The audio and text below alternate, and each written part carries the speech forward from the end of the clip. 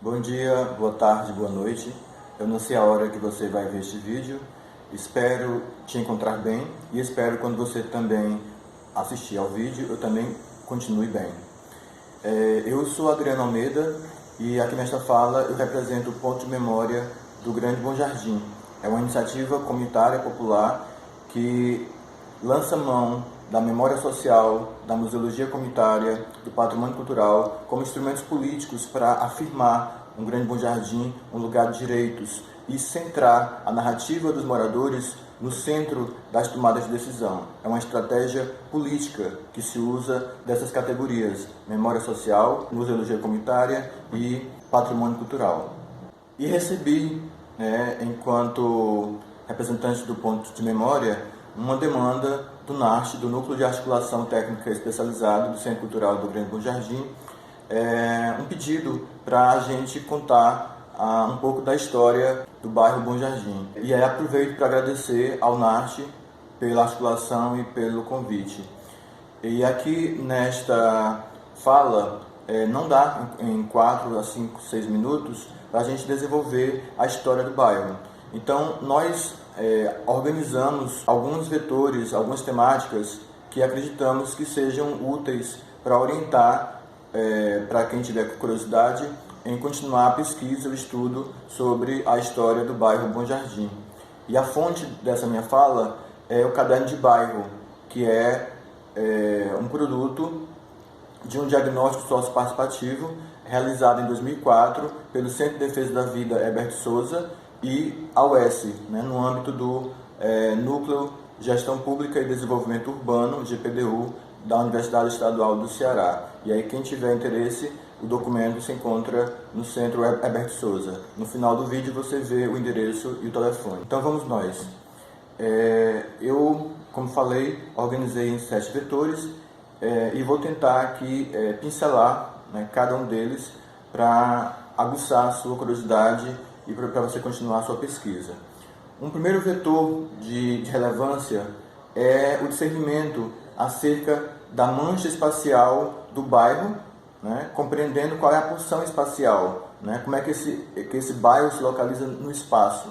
E aí temos tanto na perspectiva do sentimento de pertença, dos moradores, como é que essa transmissão e essa relação com o lugar construiu essa ideia espacial do bairro, e também a formalidade institucional, que cabe ao poder público formalizar, institucionalizar as fronteiras de um bairro. Então é importante você se ater, quando se fala em Bom Jardim, que lugar você está falando. Pode ser que o sentimento de pertença não corresponda ao espaço formalizado pelo poder público. Um outro vetor, o segundo, são as famílias originárias, proprietárias das fazendas, das glebas, e o parcelamento dessas glebas e a especulação imobiliária. Então, um ponto importante de partida é uma pesquisa imobiliária para saber quais eram as famílias proprietárias das terras do Grande Bom Jardim, na medida em que a maioria dos imóveis do território não tem título de propriedade. E isso quer dizer que fica uma insegurança jurídica e também é um indicador para que se pesquise quais eram as famílias proprietárias das fazendas originárias, que deu aí o fundamento para o território do Grande Bom Jardim, em especial do bairro Bom Jardim. O terceiro vetor é a relevância das religiões atuantes no território, sobretudo a partir da década de 70, 70, 80, 90. E aí destacamos as congregações missionárias católicas. Elas são importantes para implementar, para germinar no território compreensões de comunidade e a importância da articulação intracomunitária, intraterritorial, e a articulação desse território com os movimentos da cidade, que é uma das origens, um dos germes, um dos embriões que hoje torna o Bom Jardim como um lugar de excelência na cidade em nível de organização social, de articulação política e de existência de instituições de luta por direitos, as associações, as OSCs que trabalham, que lutam por direitos no território. Ainda dentro desse eixo, desse tema, é importante destacar a importância, né, das congregações do Divino Salvador, com as Irmãs Salvatorianas, dos padres missionários redentoristas e dos padres missionários combonianos, né? Os combonianos, uma influência muito a partir de 1986, né? E com mais clareza a partir de 1990, quando eles assumem a administração eclesiástica da área pastoral do Bom Jardim. Dentro ainda desse vetor, é importante destacarmos a relevância das religiões tradicionais de matriz africana. O território ele é muito rico em assentamentos de religiões tradicionais de matriz africana, né? Há uma federação local que estima que num território grande, Bom Jardim, tenha pelo menos 400 assentamentos religiosos de religiões tradicionais de matriz africana. Um outro elemento importante são os centros espíritas, né? Um bem antigo no território foi fundado em 1963, que fica na Rua Coronel João Correia, entre a Maria Júlia e Rua Valdemar Paz Bragança, né? Ali perto do Sebastião de Abreu. Ainda dentro, né, desse vetor religiões, a importância das religiões para o processo de ocupação do território do bairro Bom Jardim, é importante a gente lembrar que não é por acaso que muitas das comunidades de pertença do território, elas advêm, né, dessa relação das áreas pastorais e aí especificamente influenciadas, né, desse processo das congregações missionárias religiosas, né, católicas, como Parque Santo Amaro, Parque São Vicente, Santa Cecília, Santa Paula Fracinete, dentre outras. E aí o vetor 4, a importância, né, da relação dos moradores com a natureza, né? O território ele é banhado por uma das 3 principais bacias hidrográficas de Fortaleza, né, que é a bacia hidrográfica do Rio Maranguapium. Então é um território de ricos recursos aquíferos subterrâneos. E por isso que muitos territórios, muitas áreas são brejadas e inundáveis. Inclusive muitos assentamentos e comunidades foram construídas em cima dessas áreas inundáveis, né? Áreas que brejam. Marrocos, Pantanal, Nova Canudos, Dom Lustosa. Então, vários exemplos a gente pode citar nessa relação. E aí é importante destacar os açudes, as lagoas, né, que são importantes recursos, e quando a comunidade não tinha água encanada, eram essas as formas de abastecimento dos moradores, das famílias. E aí daí a importância desses recursos para a história, bem como das cacimbas, né, que são importantes fontes de abastecimento d'água até a década de 80, 90. Né? Um outro elemento importante dentro da natureza é o barro. Né? Eram inúmeras as olarias existentes no território, né?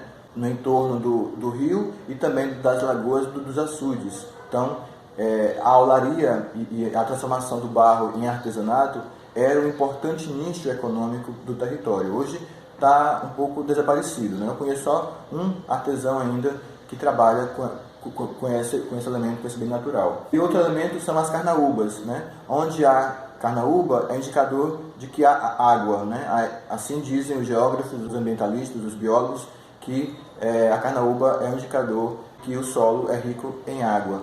E era muito forte, muito expressivo, os artesãos, né, que se utilizavam da carnaúba para a produção de biojoias e também utilizando a palha para o trançado e para empalhar garrafas. Né? Ainda hoje, na Grande Lisboa, tem uma família que desenvolve esse trabalho. Pelo menos quando fizemos a pesquisa em 2012, 2013, 2014 e 2015, a gente registrou a existência dessa família. Inclusive, um artesão, o seu Eliezer e a sua família.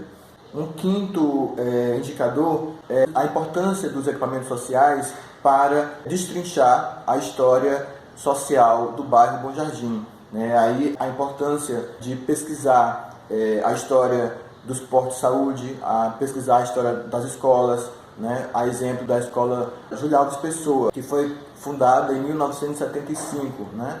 Uma outra escola também muito antiga, que é a Sebastião de Abreu. Acho que é a primeira escola fundamental existente no território. A escola Lírio da Facó, embora Lírio da Facó não seja no bairro Bom Jardim, mas é um importante ícone da história local, né? É uma das primeiras escolas, assim como Júlio Alves Pessoa e como Sebastião de Abreu. E ainda dentro desse vetor da importância dos equipamentos sociais, é importante destacar as praças. O bairro Bom Jardim só tem, considerando a mancha espacial oficial, né, pela prefeitura, o bairro Bom Jardim só tem uma praça, que é a Praça do Santo Amaro, ali em frente à igreja de São João Batista, né? O vetor 6, a implantação dos serviços públicos de interesse social no território. Então, é importante pesquisar quando chegou a água, né? Os moradores mais antigos dizem que começou algumas ruas, as primeiras ruas a receberem a tubulação foi a partir de 1978, né? Então, foi no finalzinho da década de 70, início da década de 80, que algumas ruas começaram a receber água encanada. E não foi um processo rápido e nem todas as ruas foram beneficiadas, foi um processo muito longo. Então isso é interessante pesquisar. Assim como a chegada da luz, né? Por exemplo, a Rua Maranguape, antigamente era chamada Rua da Luz. A Rua Luminosa, por conta da existência das lamparinas nas janelas, e até hoje tem essa referência dessa história. Então é interessante a gente ficar interessado sobre a história, né, da implantação dos serviços públicos. A primeira linha de ônibus da empresa Freitas era a linha Santo Amaro e o ponto final era na Praça José de Alencar, né, e eram poucas viagens ao dia. Então quem morava na Grande Lisboa, de ônibus coletivos, só ia até Santo Amaro, né, o restante do trecho ia de uma a outra forma, geralmente a pé. E aí você imagina a dificuldade que era de transporte. E o último vetor, né, aqui para nossa explanação rápida, é a importância dos movimentos sociais, né?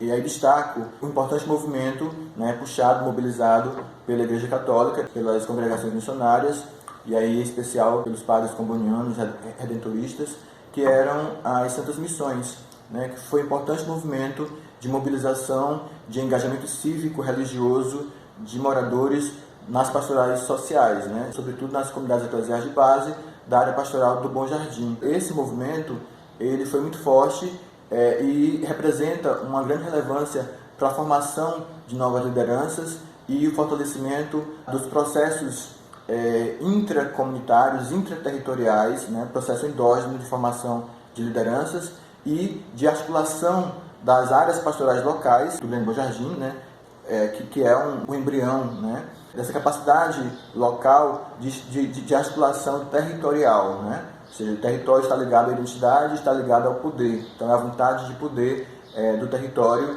em se articular para afirmar e para reivindicar e para captar recursos de políticas públicas para o território. Por isso que essa ideia ela é muito importante para se entender hoje o Bom Jardim como território de organização social, de rico e expressiva existência de equipamentos sociais de direitos, né, de associações de hóspedes, de ONGs, e também a capacidade de articulação do território com os movimentos sociais da cidade. E esse movimento ele se expressa de uma outra forma com os movimentos de ocupação de áreas, de espaços subutilizados e vazios urbanos do território, né? Que aí vem as ocupações que a gente conhece, né?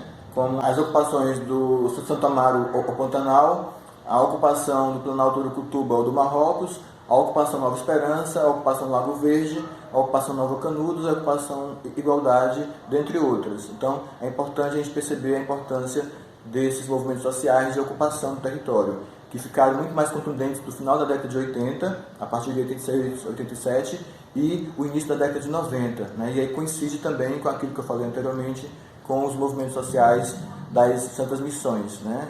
Movimento de mobilização, de engajamento cívico, religioso no território.